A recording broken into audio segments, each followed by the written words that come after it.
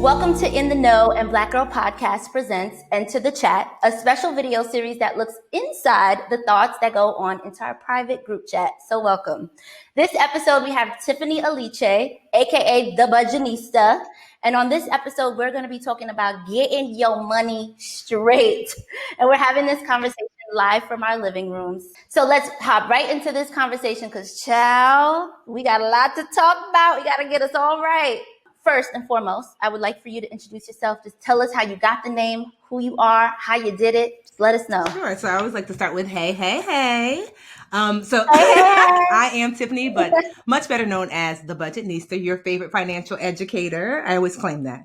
I got started. I was actually an educator first. I was a school teacher for like 10 years, but I was fortunate to grow up in a household where money was always talked about.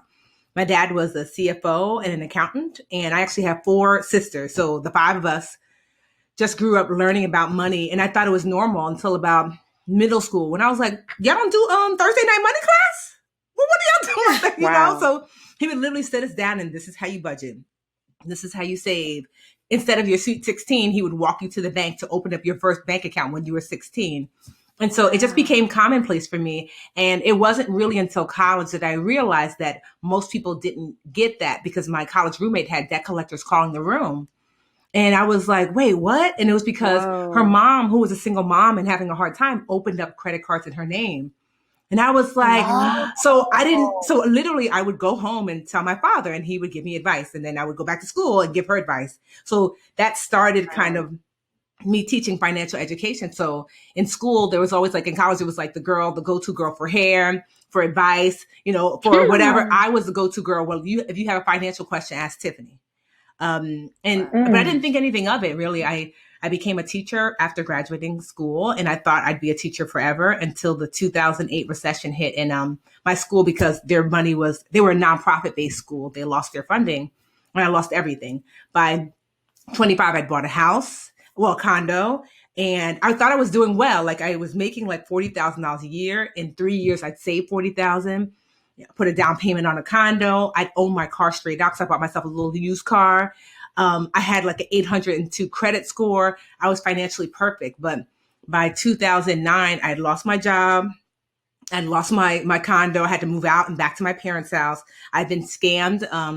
$35,000 credit card debt. That's what it left me in. I had student loan debt.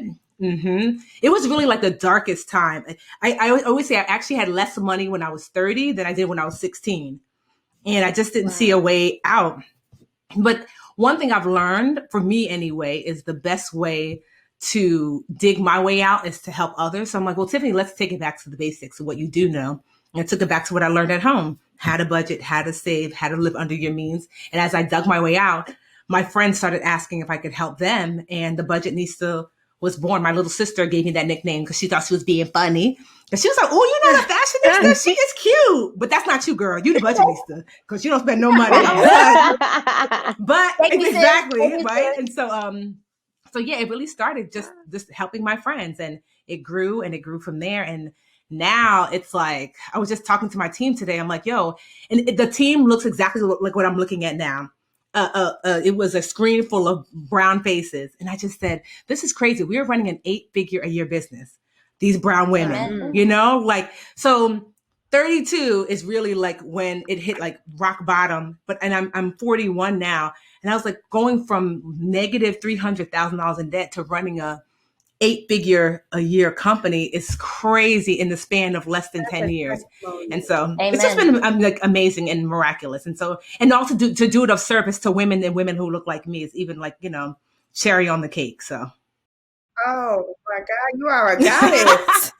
You are to be like, honestly, thank you for your contribution to our community. Now let's get more into how we can budget. Like, hello. No, ask your questions. Honestly, like the teacher, I have my master's in education. I love teaching. And I think that women in particular and Black women in particular need financial education above all else because women make up to 70% of the choices in a household. So if you want to change the Black community, you must teach Black women how to manage their finances. If you want to see a shift in our men, a shift in our children, or a shift in our neighborhoods, Black women have to learn how to not just budget and save, but also how to learn how to earn, learn how to invest. The key is truly through us to save this community. So with that mindset and the most insane year we just had, and we're moving forward into a new year, we've seen so much happen racially to us as Black people, mentally and physically, with dying from COVID. What is your best advice, setup, game plan for us to be set for 2021? Like, how does 2021 look for us moving forward, or what should it look like? Well, one, I think that acknowledging, so 2020, there were some things that you could not have anticipated. Like, you could not have anticipated COVID, pandemic, right. Nobody could. But what you could have anticipated is a recession, because recessions happen every 10 to 15 years. And so what happened in 2008, once I found that out in 2008, I was like, oh, when this come back around, it's going to find me different. And so I was preparing for there, right? So knowing now, so if 2020 found you financially unprepared, know that in 10, 15 years, we're going to be back here, but will you be back here? How will it meet you? So start preparing now. So step one is always, you have to spend less than you make. And it sounds easy, but that is the ideal, that you want to spend less than you make. If you make $100, spending $7. You make $100,000, spending no more than $70,000. So getting your expenses below what you make. And for some people, that's not feasible, because for some people, they actually don't make enough. They have a don't make enough issue. And if that's you, then you have to learn to make more. So does that mean, so I spent that time learning, like, well, what am I good at? Okay, I'm good at teaching. I'm good at budgeting. Is there something I can do on the side?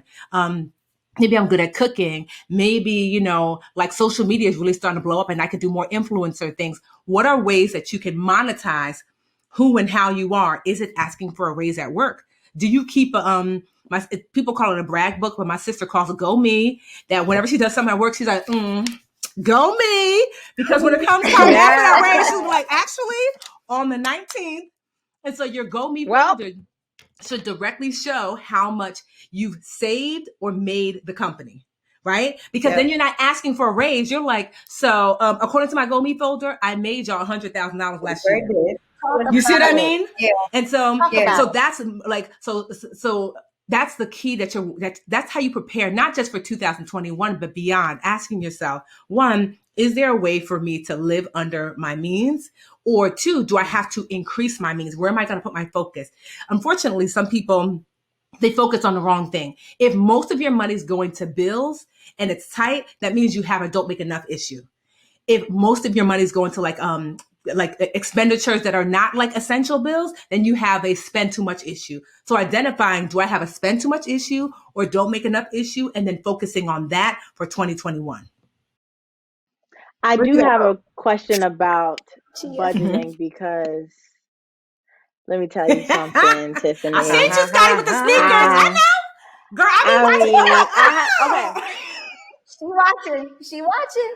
Okay, but I will ask, like, what's the biggest misconception when talking about budgeting? Because I think, to me, I'm just like, but I want to treat myself and I can't treat myself, so I'm not good at budgeting. And then I leave it at that. Like, what's the greatest misconception with budgeting? And that's what it is. The greatest misconception, that budgeting is deprivation. I call my budget my say yes plan. Right? Think about your budget like your Black mama. Mom, can I go outside? Yes, if you do your homework. Mom, can I have ice cream? Yes, if you eat your dinner. Right? So budget, can I have those sneakers? Yes, if you're not even watching cable, if you cut off that cable. Budget, can I go on vacation? Can I get my hair done? Yes, if you get your coat next month instead of this month. Do you see that your budget is your say yes plan? Your mom wants to say yes to you. There is a but there, but the but is for your best interest, right?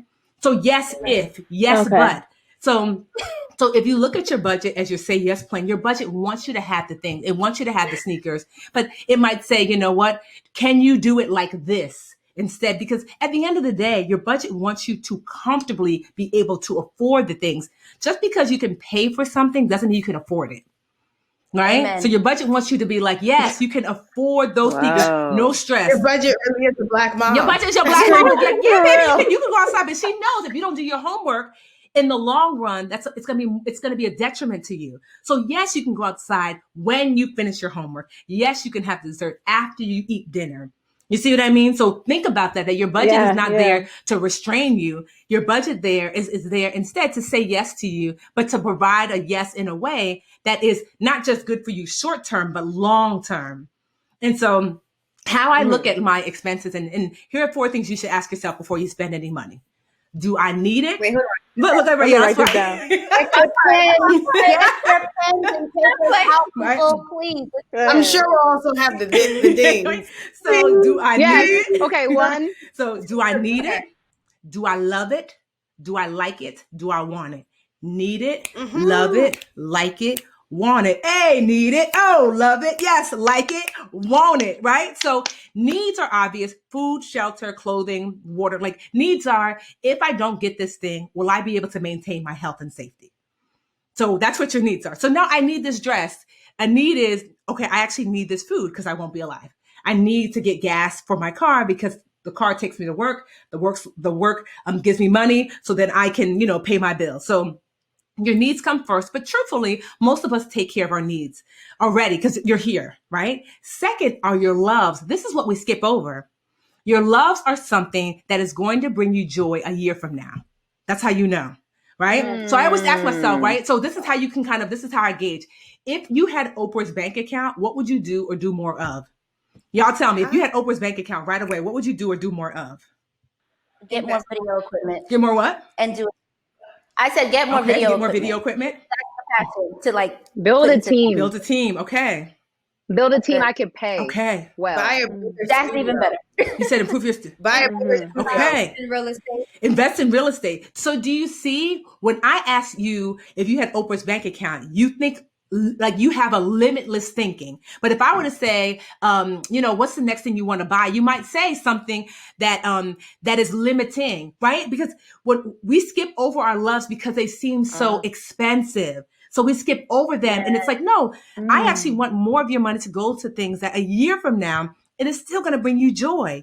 Then you move over to your likes. Likes are 6 months from now, will this thing bring you joy? So a love might be, I got this equipment for my studio. A year from now, hell yeah, it's going to bring you joy because you're like, I'm still using it. It's still useful. Right. 6 months from now, let's say maybe it's like your favorite restaurant going to eat. Doesn't mean that you shouldn't go to eat, but a year from now, are you going to remember your favorite restaurant? If you're a foodie, yes, maybe there's no judgment on that. But for most people, they likely won't. And then that's your likes, and your wants are just instant gratification. It's just in the moment. Tomorrow, you're not even going to remember it. So there's 2 quadrants, your needs and your loves on this side, your likes and your wants on this side.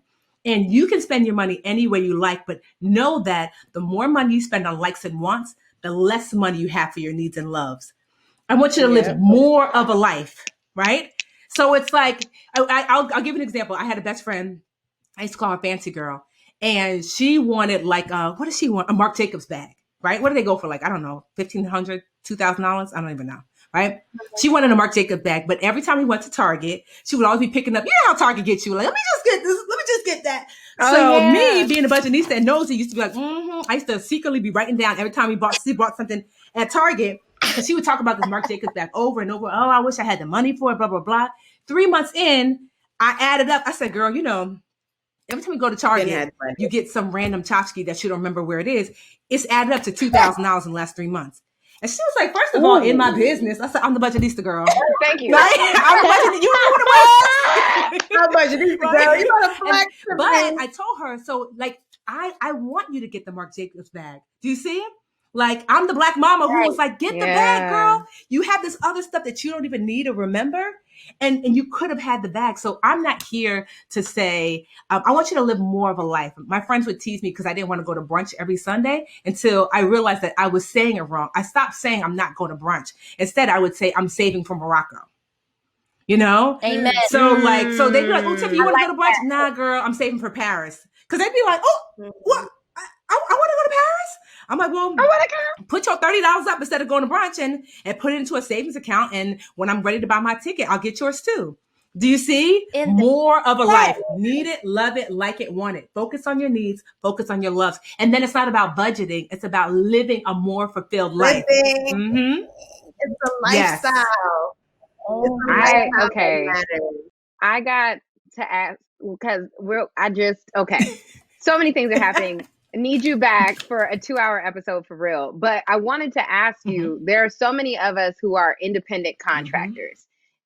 In Jesus' name, we need all the help because nobody ever teaches you. You go to school and they're like entrepreneur, but like as an independent contractor, what are some structures that we can put in place to ensure that we're paying attention to the influx and the outgoing? I don't even know the term. I know exactly how you feel. I know exactly, because it's like the money. I remember the first time I made $10,000 in a month. I was like, oh, that's what we're doing now. We $10,000 a month. And then the next month I made 500. I was like, oh, but I had already spent the 10 because I thought we was 10. So it's just, I know that life. So I finally had to learn what I call pay the pot. So I realized that when I had to put something in between me and the person paying me. So I had to realize that that person's not paying me, they're paying the pot. And the pot pays me. Because if you don't do it this way, Gia, this is what happens. You make your $10,000 in January, and let's just say your life costs you $3,000 a month. You make your $10,000 in January. What you don't realize is that $10,000 in January is not just for January. It's for November when you're only going to make $500.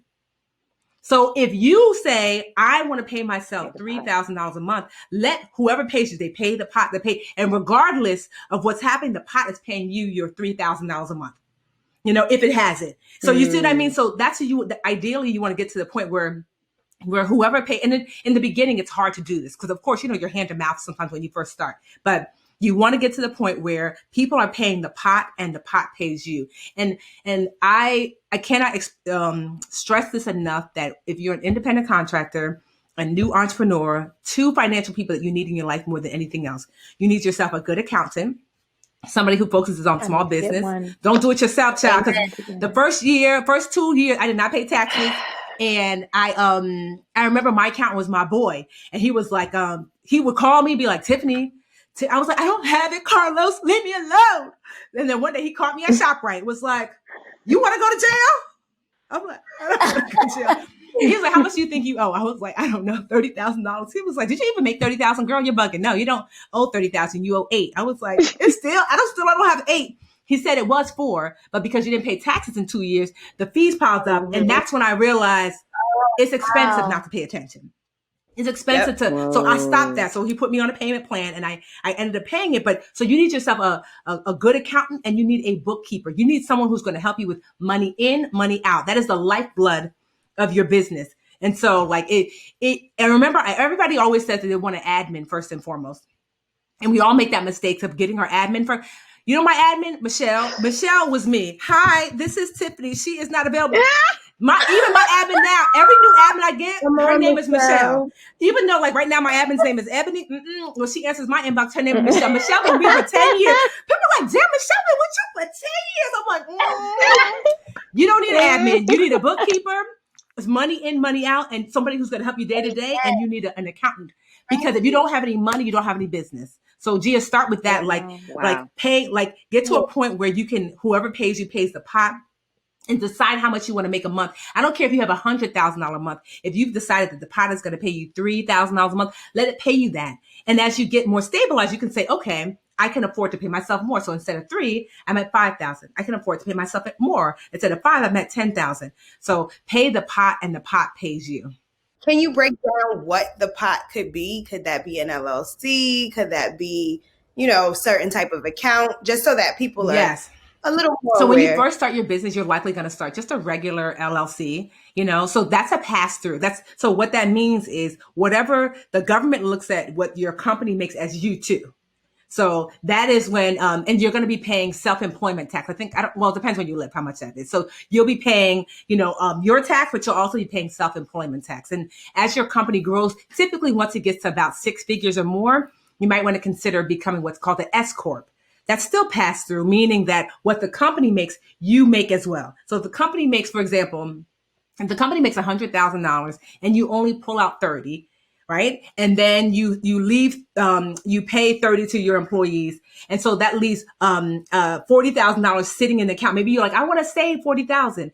The government still looks at, because you didn't spend that 40, it looks at it as it income to you.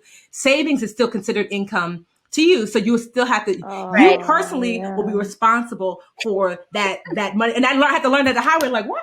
Why is my taxes so high? So I had my company though paid that on my behalf because I didn't receive that money. Now we're getting like to be like a big girl company. So now we're switching to a C-Corp. So a C-Corp is when you're an S-Corp, you are actually an employee of your company. That's when you really start to, when you're just a regular LLC, you're an entrepreneur. When you become an S-Corp, you're actually an employee of the company. Like, I work for the Budgetnista.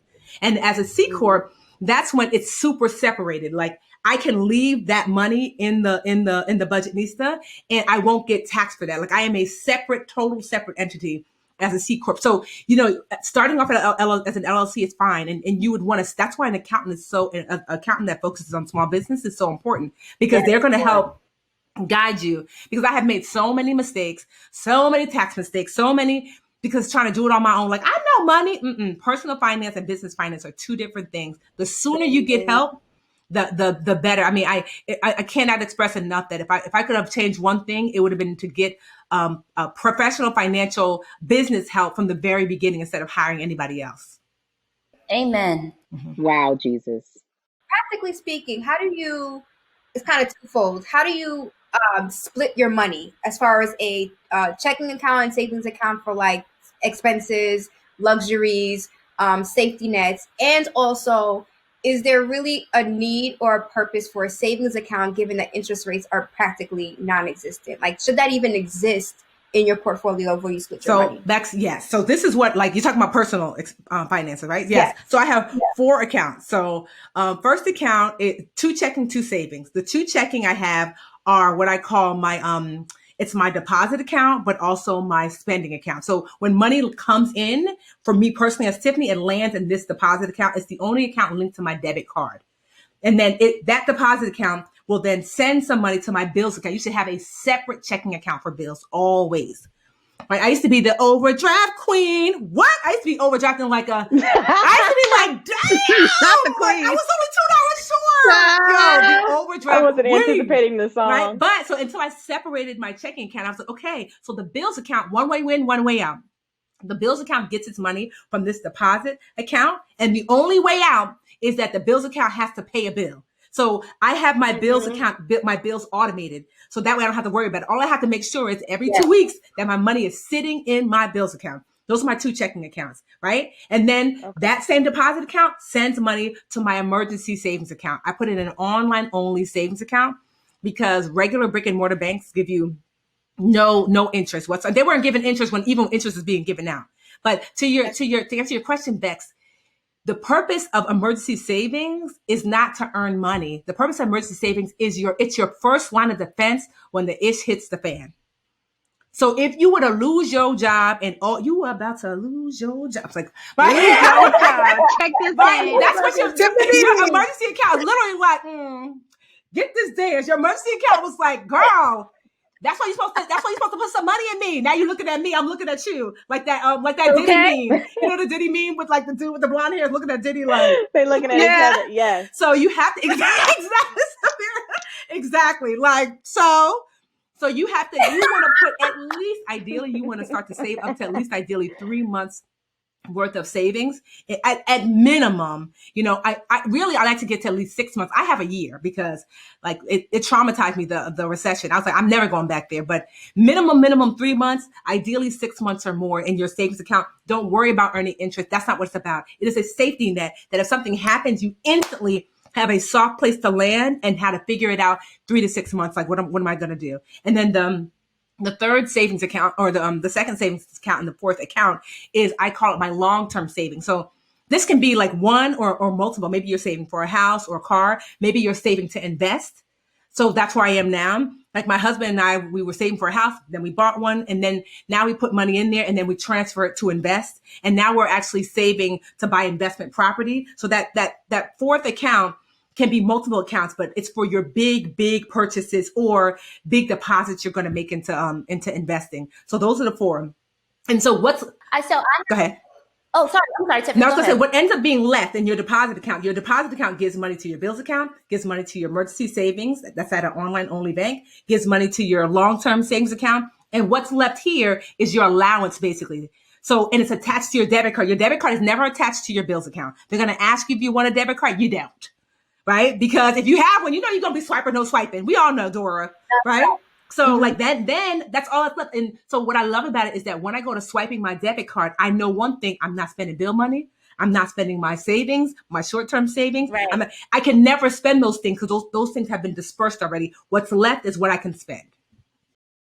So I have a question. So I've been speaking to a lot of people, and a lot of people in quarantine have been able, like myself, to save thousands of dollars.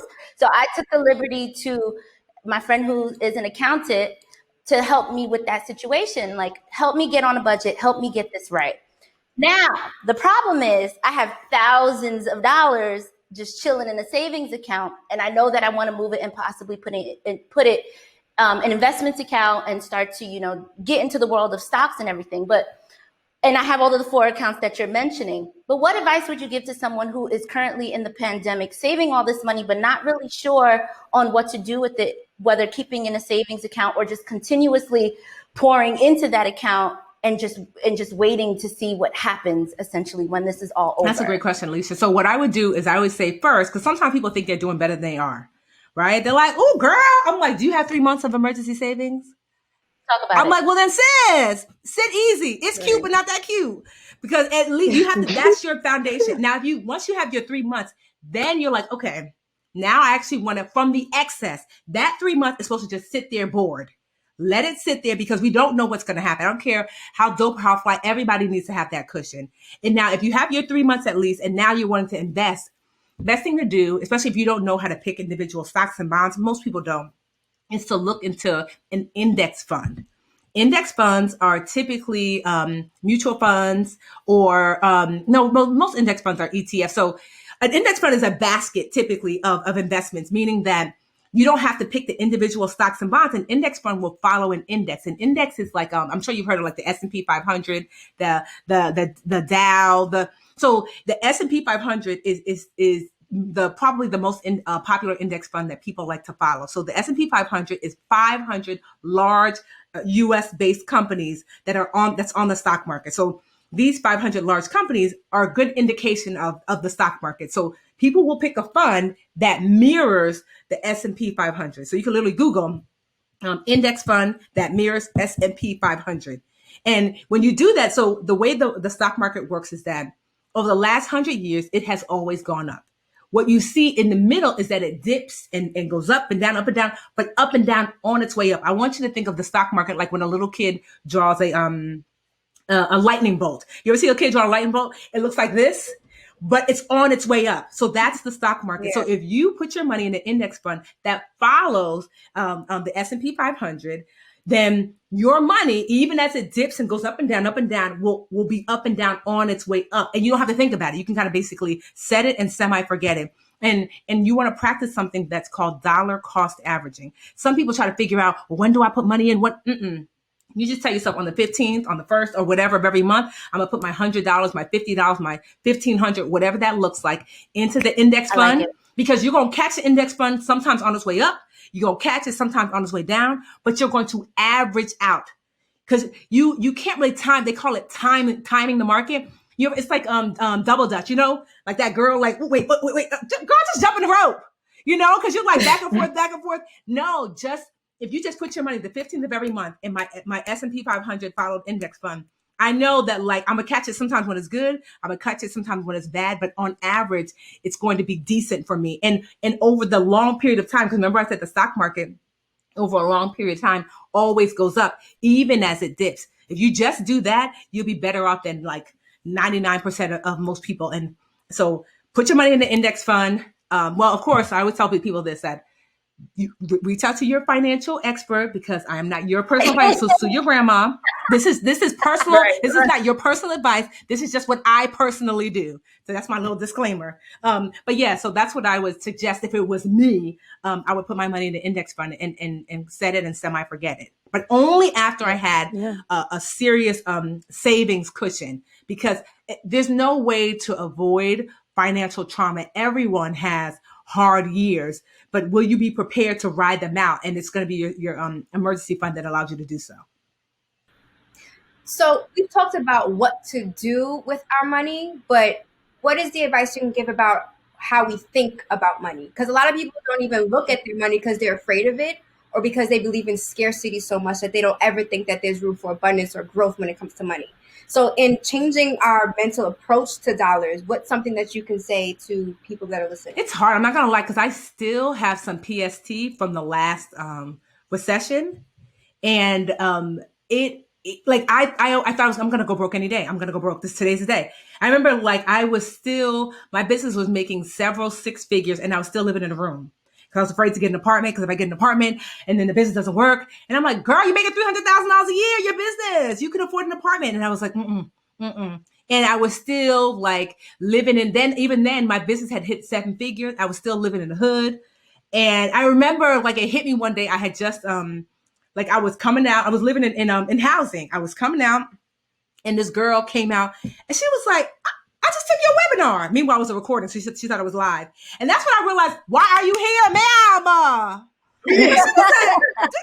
And then when I started to be on TV more, I just seen you on the reel. I'm like, they're like, you live here? I'm like, not anymore. So it was hard. So what I had to do was I actually had to get help. So I finally found a certified financial planner for myself, because I needed somebody to pry the money out of my cold, dead hands, right? Because I needed someone to say, Tiffany, it is okay. I wasn't even investing, even though I knew, because I was so scared. I had so much money saved that my husband and I purchased the house that we live in cash. That's how much money I had saved. She said, Tiffany, this don't make no sense. You have too much money saved. We paid off my parents' house, $120,000. Bought this house. It was a foreclosure, $180. Renovated it, $180. Paid off my student loan debt, $52,000. All of that with my savings. That should have been invested. Amen. But it was savings over the last 5 or 6 years. So I knew I was losing money, because if you save too much, you do lose money. You should always have your safety net, but too much savings is a bad thing. And I knew that, but I could not get over it. So I learned, it's just like getting therapy. I had to get help for someone to walk me through. And so I found a certified financial planner, which is the best kind of planner to get. And she walked my husband and I through not just letting go of some of that money and investing in, but also too, our insurance. I was heavily underinsured. I just got life insurance that's more becoming of where I am. And so, I mean, my net worth is well into the 7 figures now. And so I would say, if you're having a hard time getting help, sitting down with a certified financial planner, you can pay them hourly. You can pay them, I pay annually for mine, because it can be pretty expensive. But sometimes hourly, it might be $150 for an hour, and you meet twice a year for 2 hours. But having someone walk you through what you're afraid to do yourself, but also talking to your girlfriends. My friends and I talk about money all the time, because I force it. No judgment zone. I'm just like, well, why don't you try this? Because sometimes you just need you need someone to pull you out, and surrounding yourself with people who, I have a business partner, Jabril, young brother for one of my businesses, and he has a huge abundance mindset. So I recognize that, and it's helped to pull me out to realize there's more to be had, because watching how he navigates, I'm like, okay. So that too, another thing too, is to surround yourself with people who have an abundance mindset. It's still something, quite honestly, Bex, that I work on, because I'm still afraid that this is the year that anybody's gonna mess with the Budgetnista, and I'm gonna be back in housing. Talk about that was me on the reel, but I live next to you, girl. That's real, though. That's real. Oh yeah, yeah. So really quickly, I want to play a rapid fire, quick moment of this or that with you. So first one, home, rent or buy? Depends. Typically buy, but only if it makes sense. Only if you're going to be there at least 5 or more years, or you think that you can rent it out for what the mortgage is. Perfect. Car, lease or own/finance? Own typically, but leasing if you are someone who doesn't drive very much and you're older, especially because but ownership is typically better when it comes to a car, unless there's special circumstances. You're not going to drive a lot. Maybe you're older and you don't want to have to worry about repairs, but own. I think you kind of answered this one. Savings account or investment account? Both. Savings account first. Ooh. And making sure that you have your savings, and then definitely invest because you are not going to get wealthy from savings.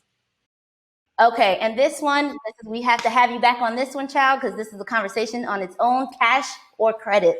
So I'm a cash girl, but credit certainly is important to have because it will help you to leverage. So most people can't afford to buy a house cash, so you can leverage via credit. And if your credit is not good, then you won't be able to purchase the house or the car or those bigger purchases that you want. But I prefer cash. Okay, and this is for, I want to say, maybe students or just people who are looking to get loans. Federal loans or private loans? 100,000% federal loans, because there are protections under the law for federal. Look what's happening now. If you have a private loan, sucks to be you, right? That's what the government is saying. That if you have a federal loan, they're like, oh, we're extending forbearance to the end of the year. We're going to pause and people keep saying, what about private? They don't have any agency over that private company. They cannot tell that private company what to do with you. The federal, it's harder to get federal loans when you have your master's or your doctorate. But if you're an undergrad, you should not be getting any private loans, federal all the way. Okay, last one for Gen Zers, millennials. Stay home or move out after college? Stay home if you can. I mean, if you know that home is a toxic environment, not toxic like your mom makes you do dishes. Girl, do them dishes. You don't pay no bills, right? I'm talking about toxic like it's not safe, right? Because some people are like, it's toxic. You motherfucker, girl, bring me these groceries. Right? Stay home. I know it's not fun, but stay home, save, and move out strong. Yes, that was This or That with Tiffany, the Budgetnista. Thank you. I think we needed those sound bites, quick learning lessons for the people. No, you're welcome. I'm glad you guys enjoyed. Thank you for having me. Tiffany, thank you so much for coming on to the show. We absolutely love you. We needed you, and we just have so much to talk about with you, so we cannot wait to have you back on to the show. Please let us know if there's anything in any way we could support. No, I would love to. Yes, I have a book that is coming out in March, but you'll be able to pre-order in February. It is called Get Good with Money, 10 Steps to Becoming Financially Whole. In the meantime, if you're like, but I need help now, I actually created this 2-minute financial wholeness quiz that you can take to see what your score currently is. You can go to ggwmoney.com, take the quiz, get your financial wholeness checklist and the book. You can start ordering it in February and get your life together. Thank you so much, Tiffany, for coming on. And thank you to our followers and watchers and supporters for watching another episode of Enter the Chat. I am Alicia P. I am Scotty Beam. I'm Safira M. I'm Bex Francois. I've been Gia Peppers. Thank you all for coming. Bye.